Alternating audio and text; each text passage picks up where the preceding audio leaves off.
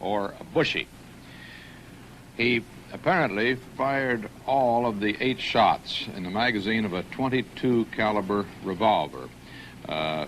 Those shots taking effect in Senator Kennedy and 4 other persons, as far as we have been able to determine, with some still rather confused reports and incomplete identification on all of the others wounded. One witness said that those shots came so close together that he could scarcely believe they were fired from one gun. A reporter heard the shots from an adjoining room, said they sounded almost like they came from a machine gun. So short was the burst of fire. The question is, what kind of country is the United States that in just the last few years has killed a president, President Kennedy, has killed Martin Luther King, and now attempts to kill Robert Kennedy, Malcolm X, the black militant leader? What kind of curious strain of violence is there in the American people? There have been some threats of violence toward the man who did it. I'd like to get my hands on that man, said one, and they've already killed the only real president we ever had. Another The suspect, now being held by Los Angeles police in connection with the Kennedy shooting, is 24-year-old Sirhan Bishara Sirhan. Details of Sirhan's past are slowly being pieced together, and as of now, we know this much about him. He was born in Jordan in 1944 and was admitted to the United States as a permanent resident in January of 1957. He is not a United States citizen. Sirhan's residence is in Pasadena, California, where he resides with his mother and his brother Joe. Police searched the premises this morning and, according to Los Angeles Mayor Samuel Yorty, found the notebook in the suspect's room mentioning the, quote, necessity to assassinate Senator Kennedy. Another brother, Adele, went with police to headquarters, but not as a suspect. Police Chief Redden said the Sirhan family has been most cooperative in the investigation.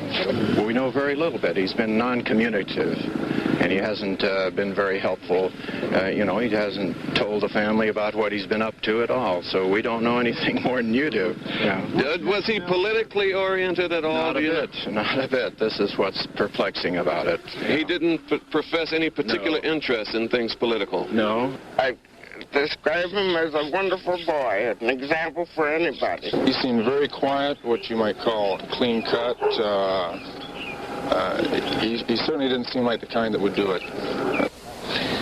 Sirhan graduated from a local Pasadena high school and attended Pasadena City College. One thing appears certain about Sirhan's personality. He is not highly excitable and does not appear to be mentally unstable. The crowds outside St. Patrick's Cathedral have increased so dramatically that it's almost unbelievable. The beginnings of the line start on 51st Street. People moving east on 51st Street away from the cathedral. And these people are moving very, very slowly now. When they get to Park Avenue, they have to move north. And they have to move north 2 blocks to 53rd Street, then back down Park Avenue south on 53rd Street, south to Grand Central Station. The identification of the suspect in the shooting was made within the last hour by the mayor of Los Angeles, Sam Yorty. Yorty had appeared at a news conference in Los Angeles. Well, first of all, let me say that every right-thinking person will deplore and be horrified. From the outside, the shooting of Robert Kennedy seemed an open and shut case. Sirhan Sirhan eventually confessed to the murder, and no one was apparently troubled by the fact that he couldn't seem to remember it. In his pocket was a 10-day-old newspaper article attacking Robert Kennedy for his support of Israel. It might have been a bit more help to investigators if the clipping had been pinned to Sirhan's shirt and labeled the motive. But no matter. Sirhan had been caught, gun in hand. To tell you that his name appears to be Sirhan, S-A-R-H-A-N, Sirhan. Both names, Sirhan, Sirhan. S-I-R-H-A-N. He had a news clipping from the Pasadena News, which was anti-Kennedy in nature. He had another news clip from which paper, what paper, we don't know, but it told where Kennedy would be expected to be speaking in June. On the night of the murder, William Bailey was an agent for the FBI stationed in Los Angeles. He is now a professor of criminal justice. We spoke several months ago. On the night Bobby was assassinated, I was working in the Los Angeles office of the FBI. I was called about 2 or 2:30 in the morning, and I was told to report to the Ambassador Hotel. I probably spent 15 or 20 minutes in the pantry area itself. I was walking around, looking at the various locations, trying in my own mind to reenact what took place. During this time, I happened to observe in a wood door frame, a center divider between two doors, 2 bullet holes. You could clearly see the base of a bullet in each one of those holes. They weren't that deeply embedded, and the wood that was around the holes was freshly broken away.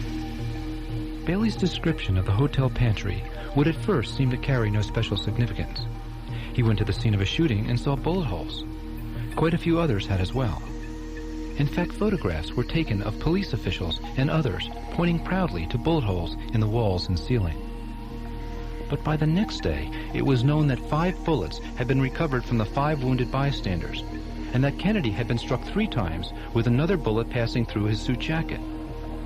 The problem for the LAPD was that Sirhan's Iver Johnson .22 caliber pistol held only 8 bullets.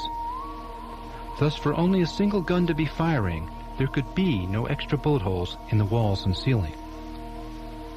With some creative accounting using ricochets, the police managed to make the numbers work. But to do this, the holes in the wood by the doorway, which the night before had been trophies, now became non-entities. I saw 2 bullet holes in a center divider. I saw 2 bullets in the holes. I know what I saw, and the issue, obviously, is that others say that they weren't there. But to the chagrin of the LAPD, there was a great body of evidence pointing to the existence of these bullets. Statements from witnesses, statements from police officers, wire service photographs, and most damning of all, clearly labeled FBI photographs which surfaced in 1975, which included close-ups identifying bullet holes in the wood by the doorway. The LAPD, however, continues to claim that the witnesses were mistaken and the photos mislabeled, that the defects in the wood were only nail holes. That's ridiculous. I was there. They were positively bullet holes. Anyone who is saying anything different either didn't see the holes the way I did, or they have some other agenda. As far as extra bullets are concerned, why not settle the matter by a scientific examination of the door frames and the ceiling tiles? Well, this is not possible, because as it was revealed in 1975, not only had the door frames and the ceiling tiles been removed by the police the night of the murder, they had been secretly destroyed in June of 1969. On April 19th, 1988, the chief archivist for the California State Archives makes a stunning announcement. As the documents show, the police did dispose of physical evidence, the door jambs and ceiling tiles from the crime scene. Among missing photographic items are those relating directly to crime scene studies, ballistics examinations, and witness reenactments. The official explanation offered was that these items were too large to be kept in a filing cabinet.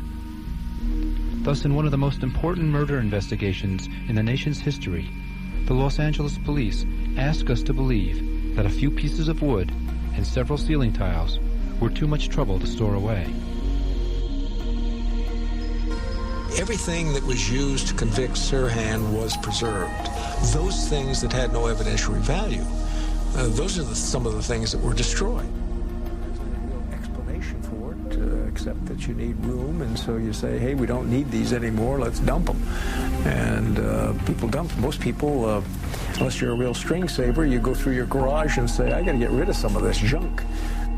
The only way that you can jibe what the coroner said, what the LAPD said in its crime scene examination, what the eyewitnesses say they saw, the only way you can jibe all of that that there was a second guy firing a gun in that pantry that night.